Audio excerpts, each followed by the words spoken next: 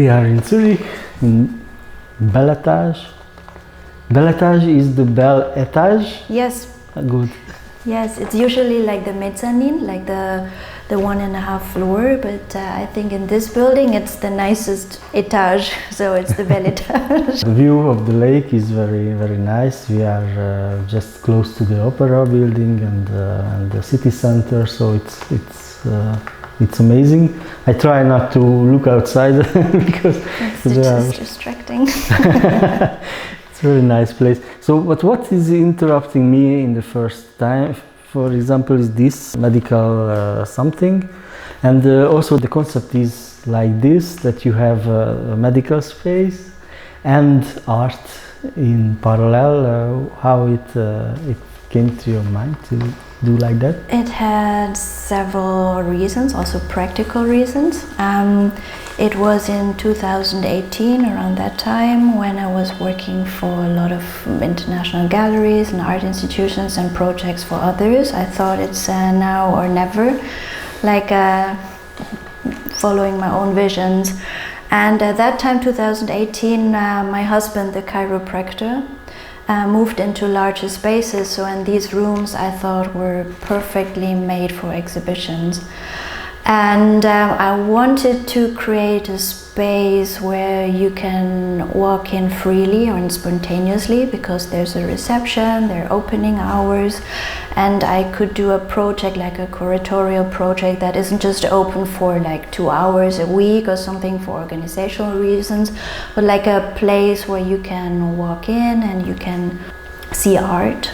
Opportunity came up here to combine, like to do this hybrid space in a way that's a practice. I felt like it's being in a fine long tradition, because this building belonged to an artist couple, and they put it into a foundation.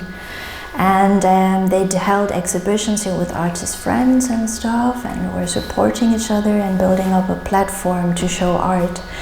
And also in these rooms were, my husband is now the 3rd generation of chiropractors.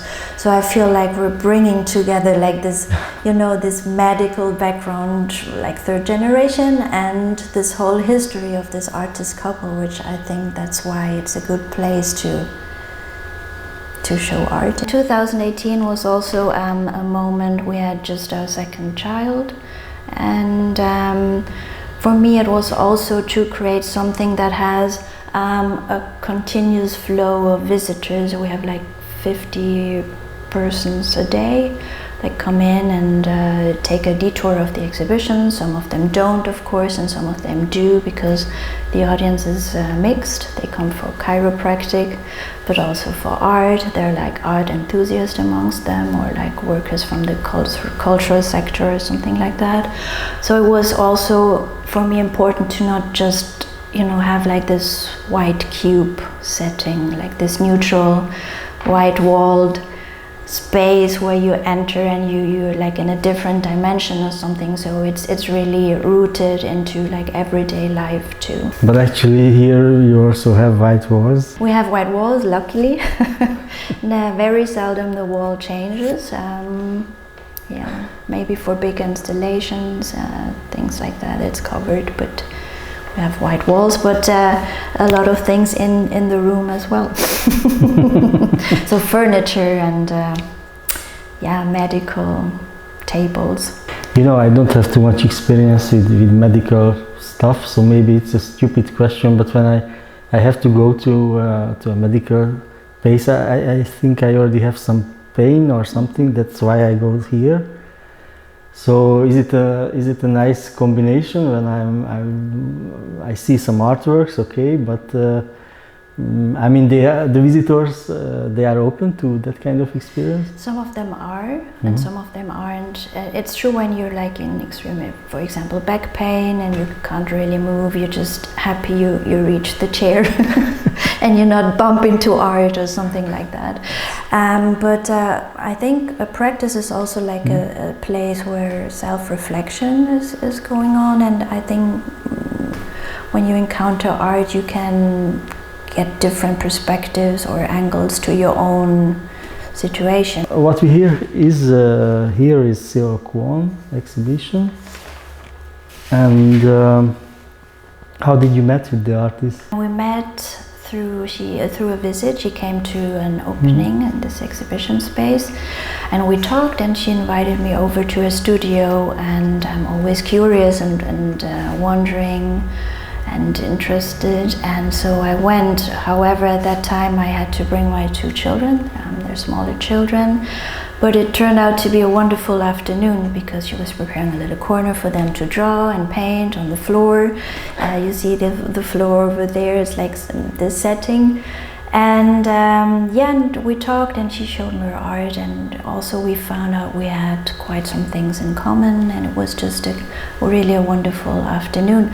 And then we decided to work together in form of an exhibition, and that was last summer, so it developed over a year. She asked to write a text on this show, and it's included in the zine, and the zine is called Studio Visit, so it's a nice souvenir from this day too, and it's reflecting a little bit the relationship we build up, because when you prepare an exhibition it can be quite intense in some parts, and then it's a nice thing because the zine is always accompanying the show. In general, how you select the artist? You meet every time with someone, or you have some name in your mind that that might be good?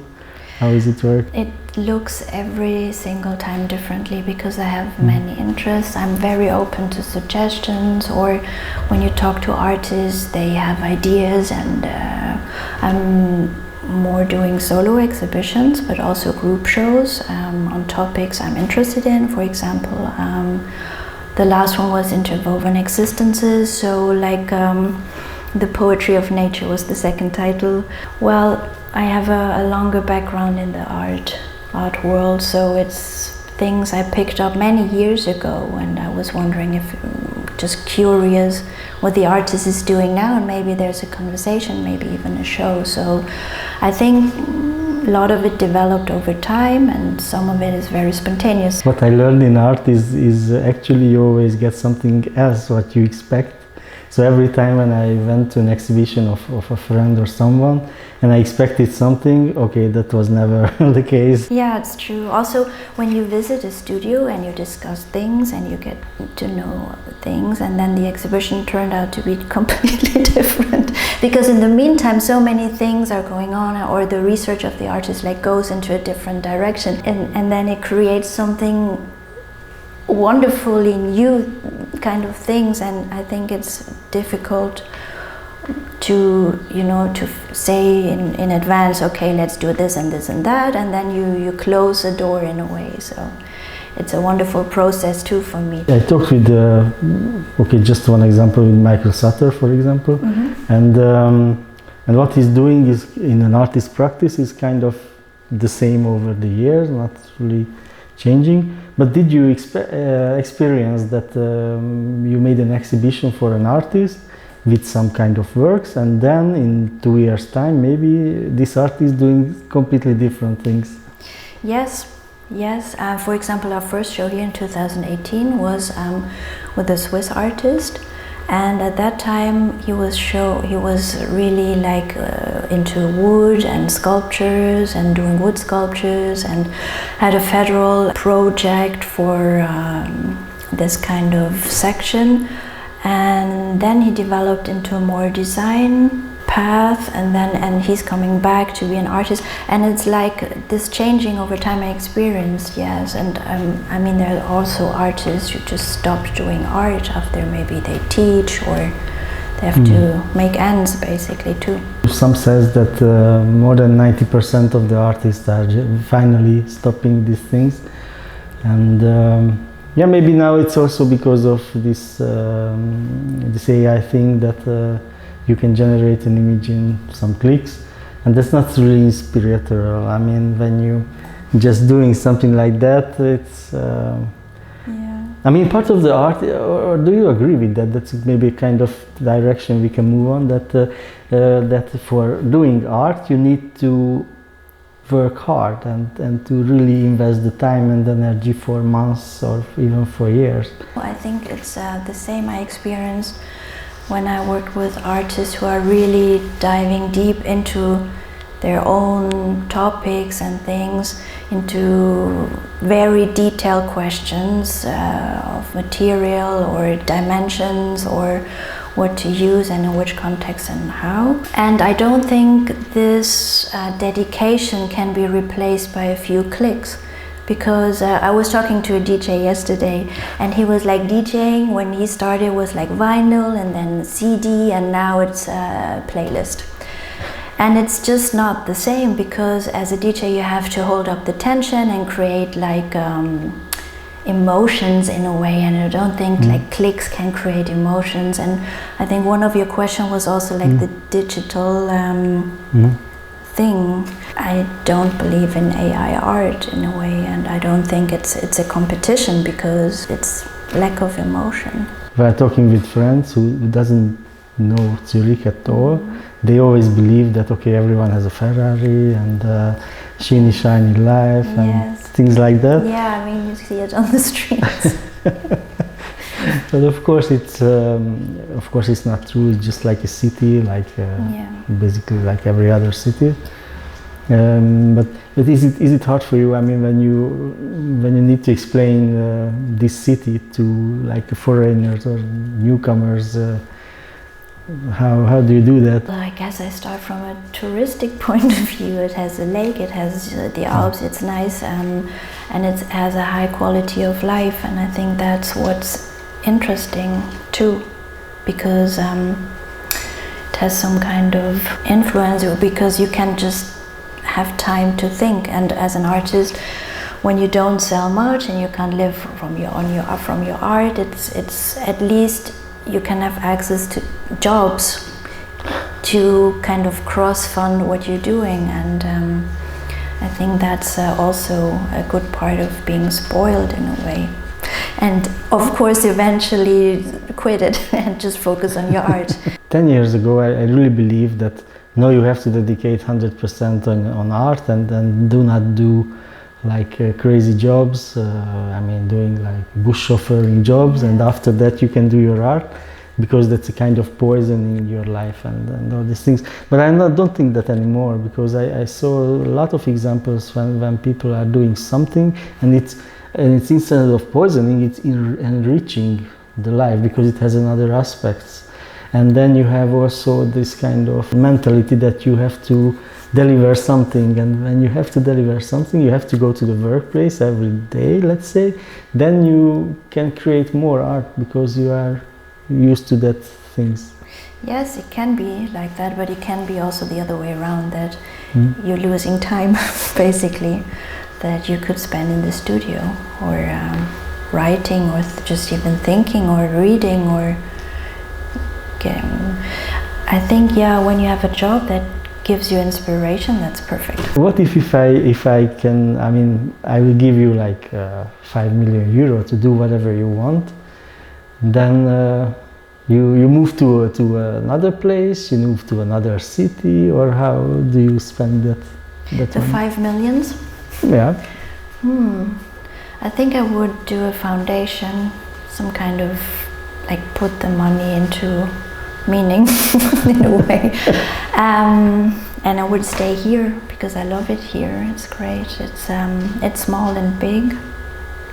Yeah, I would do a foundation. We are in the Zurich Art Weekend. There are many programs. Do you have any expectations from that weekend? No, because I know these large programs from my past gallery position I hold. I'm familiar with that, and it's a huge competition in these 3 days, especially for Art Basel. But what I like is that the Zurich Art Weekend turned into a very high-profile program, which is great, and they're doing a great job also in communicating. I think there's a daily agenda, and you can exhaust yourself in a way because there's so many great things going on, and you can walk around and take the boat and whatever. So I don't have expectations, but it's challenging. Thank you very much. Thank you.